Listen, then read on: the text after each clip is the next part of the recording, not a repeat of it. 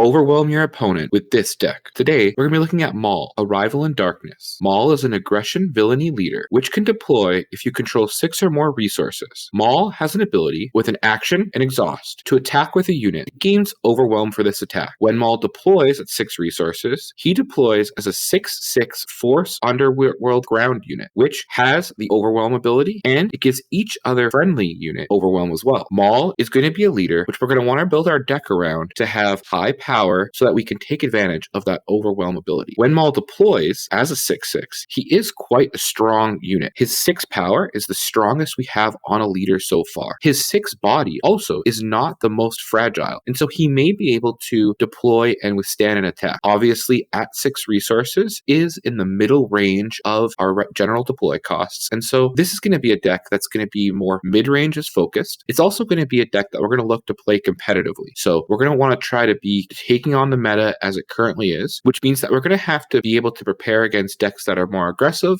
very fast aggro, and also be able to compete with some decks that are more controlling. Our base for this deck is Energy Conversion Lab. This is a very common base that we see in the meta so far, and something that we'll probably see again in the future. Energy Conversion Lab is a command base with 25 HP. It has an epic action, which is play a unit that costs 6 or less from your hand. Give it ambush for this phase. A few things to note. When you do this epic action, you do have to pay the resources of the unit you're playing. So it doesn't let you just play a 6-cost unit for free. Because it's an epic action and our Maul's undeployed side is also an action, we will not get to use Energy Conversion Lab's ability to bring out a unit and then at the same time give it ambush with Maul's undeployed leader. However, when Maul is deployed, he still gives each other friendly unit Overwhelm. And so when they come in with that ambush and he's deployed, they will get Overwhelmed. This can be a very powerful play, and this is when we're going to want to try to save that ambush from ECL4, is when we have Maul deployed, so when that unit comes into play, they're getting overwhelmed. So let's look at some of these high impact plays, which we're going to try to use ECL4. Darth Maul is a 5-cost unit, which is a 5/6, and this unit can attack 2 units instead of 1. So let's kind of break down what this means. When Darth Maul attacks, it can attack 2 units instead of 1. This means that both those units will deal their damage to Maul, and Maul will deal its 5 damage to both of those units. This is, however, why the Maul leader is very important. Because Maul is going to deal 5 damage to both units it attacks, when you give it Overwhelm, you're going to be dealing that 5 damage over top of 2 of your opponent's units. So if you're attacking 2 droid tokens, for instance, the Maul is going to deal 5 damage to each droid, meaning that you're going to deal 8 Overwhelm damage to your opponent's base. This essentially gives Maul the ability to hit twice. Up next, we have IG-11. IG-11 also is a 5-cost unit, which is a 6/5 instead of a 5/6. It has a text about being captured, which isn't really important for this. It also has an on-attack trigger to deal 3 damage to a damaged ground unit. Its 6/5 body, with Maul's ability to give it Overwhelm, can be menacing for a 5-cost unit, something which we can also use with Energy Conversion Lab. Just a reminder, if we want to use that Energy Conversion Lab for the Overwhelm, we're going to need Maul deployed first. With both Darth Maul and IG-11, they have the advantage of being able to be played the turn before we deploy our Maul, and so that will mean that we'll be able to ambush the next turn with our 6-resource turn using ECL, giving that unit ambush, and also using these units we played ahead of time ambush as well. Up next for ECL, we have Ruthless Raider, which is a 6-cost ship. It's a 4/6 ship, and that has a when played and when defeated, deal 2 damage to an enemy base and 2 damage to an enemy unit. This is our one spaceship, which we're going to want to consider using Energy Conversion Lab for. It does have a when played effect to deal instant damage to our opponent's base, which is going to be important, and it also lets us deal 2 damage to any unit. This is a great unit if we're going to see something like a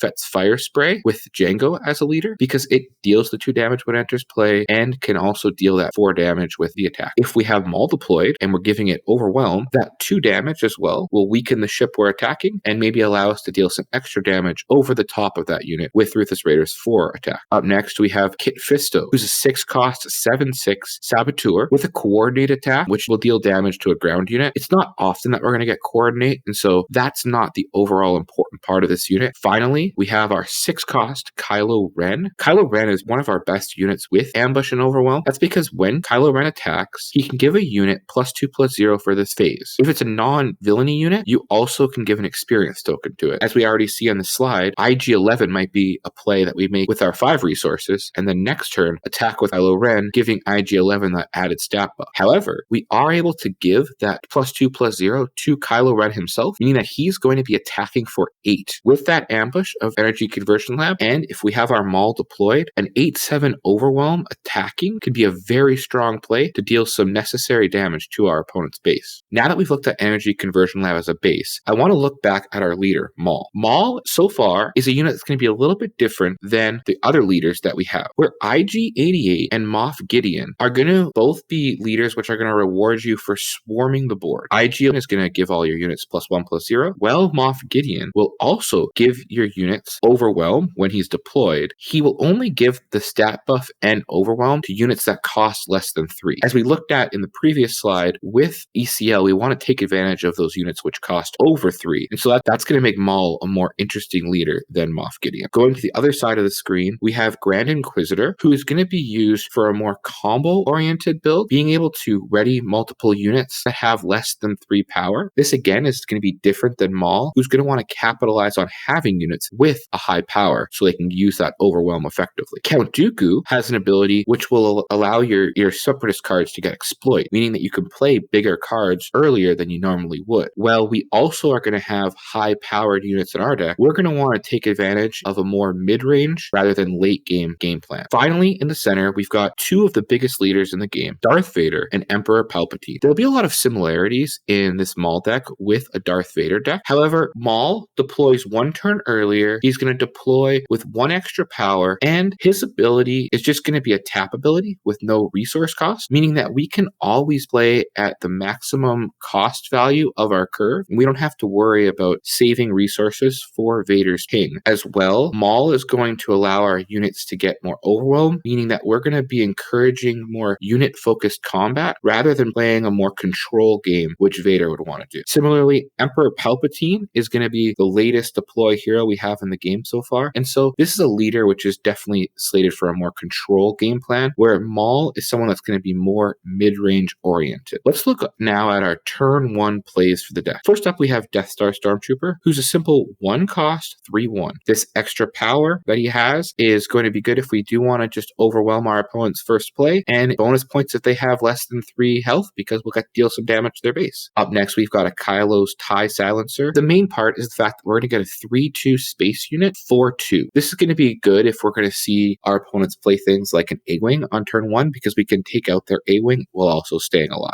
And if we do encounter smaller ships, then we'll be able to just overwhelm them, and even if we trade off, we'll get to deal some damage to their base. Partisan Insurgent is next. Partisan Insurgent is going to allow us to hopefully get a 3/4 attack off if we do control another aggression unit. Finally, for our turn 1 plays, we've got Seasoned Shore Trooper, which is 2/3 when we deploy it, so a little bit weaker than we would want on our first turn. However, while you control 6 or more resources, this unit gets +2/+0. 6 is the same cost that Maul is going to deploy on, so that's going to be a very important turn for us, and we're going to really try to make this a 4/3. We have Vader in this deck, and Vader is going to search out any number of villainy units with total cost of 3, meaning that Death Star Stormtrooper can be deployed with either Kylo's TIE Silencer or the Seasoned Shore Trooper to bring out 2 units with Vader's effect. Let's look at our turn 2 plays now. We're going to start at the left side here, and we're going to look at our 2 ramp cards, Super Laser Technician and Resupply. We mentioned that we're trying to play a more mid-range game, and one of the ways we're going to help get there is by bringing our later units out earlier, especially those units we talked about when talking about ECL. With Super Laser Tech and Resupply, they're going to bring us from 3 resources to the next turn being at hopefully 5 resources, which is when we can play our Darth Maul or IG-11. Both of them work by being placed into our resource row. Other units we might want to play on turn 2 would be Fifth Brother and Punishing One. Punishing One is just a 3 cost, 3/4 in space. We got to make sure to not neglect space, especially as we're going to get more space cards in set 4 and in the current set, which there's now enough space to go committed space decks. With Fifth Brother, it's going to be a 2/4 unit, but it's going to gain raid 1 for each damage on it, and on attack it can damage itself and then deal 1 damage to another ground unit. This is going to be helpful with Overwhelm, because as he's damaged, he's going to get stronger, and as he's dealing damage to our opponent's units with that on attack effect, making them weaker, which means that our Overwhelm could be even more effective. Looking at the middle card here in our potential turn 2 plays, we see Fallen Lightsaber. This is going to be a card which is going to be a risky play on turn 2, because we're only going to have 1 unit on the board, and the Fallen Lightsaber unit is going to be susceptible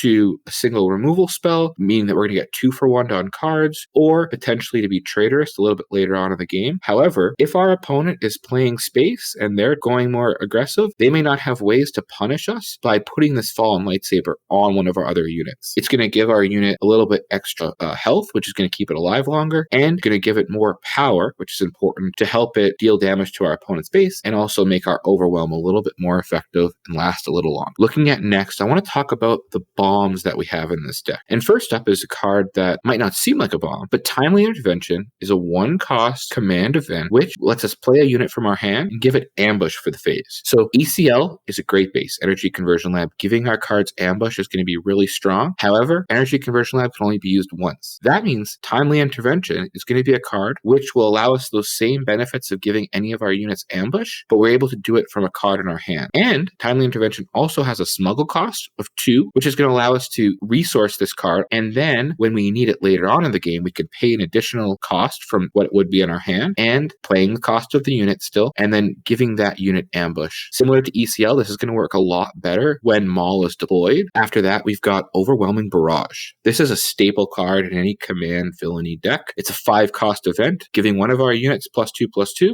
for the phase, and then we get to deal damage equal to its power, divided as we want among any number of units. This is going to reward us for playing those high power units and using it to either significantly damage or wipe out our opponent's board. Also, that extra power, if there are any units left or they play any other units afterwards, will help us when we're overwhelming our opponent's unit. Next, we have Darth Vader. When we play it, we mentioned that we have Death Star Stormtrooper as that 1 cost, and we've got 2 other cards, Seasoned Shore Trooper and Kylo's ship, to equal 3. We could also bring out, for 3 costs, a 5th Brother, Punishing 1, or Super Laser Tech. So giving us some options for extra value. It already has ambush on him, and so his 5 power and 7 health means that he should survive that initial ambush. Well, when we have Maul out, that 5 damage will be able to deal some overwhelm damage as well. Maybe not as strong, however, as our next card, Maul. Maul is a 7-cost, 7/6 with ambush and overwhelm. His effect really isn't going to be important for us. However, Maul is going to be the only card in our main deck which already has overwhelm. Overwhelm is going to be a keyword that does not stack, and so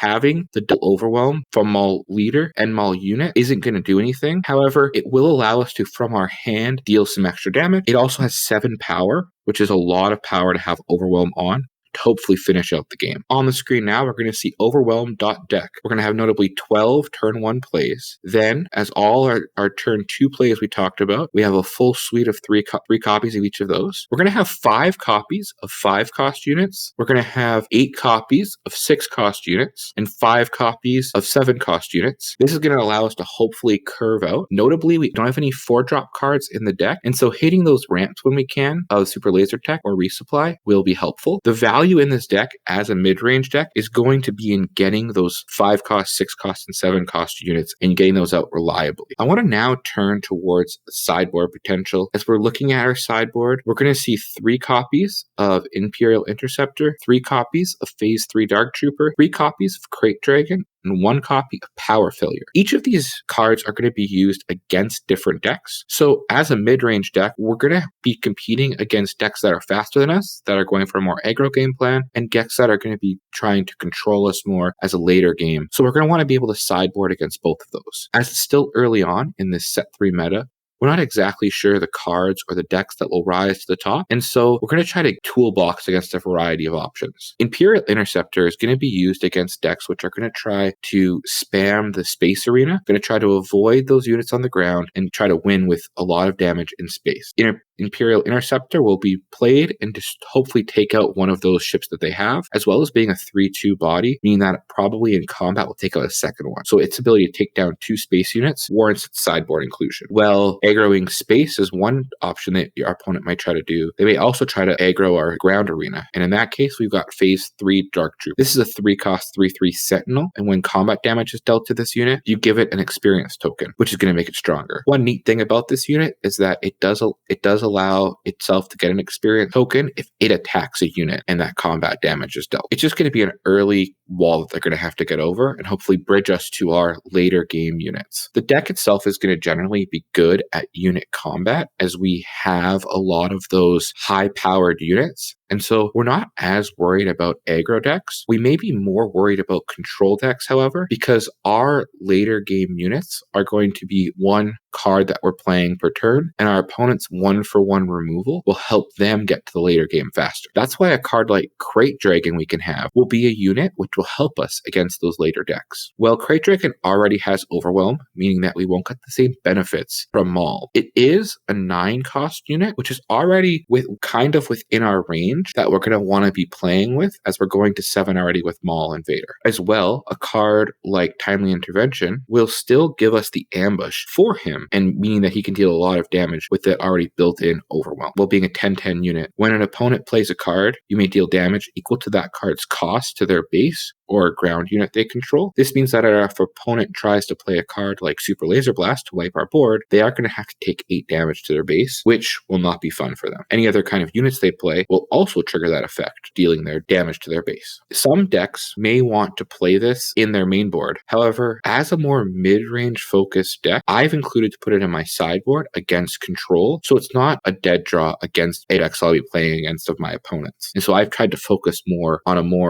hitting my peak in the middle of the game rather than trying to play for the late game. Finally, as kind of a wild card sideboard inclusion I have right now is Power Failure. This is a 2-cost event which defeats any number of upgrades on a unit. We're not sure how many upgrades are going to be used in this set. However, I think having a potential to remove either bounties or upgrades that they have could be a helpful thing for us to consider, and so that's why I have it in the sideboard.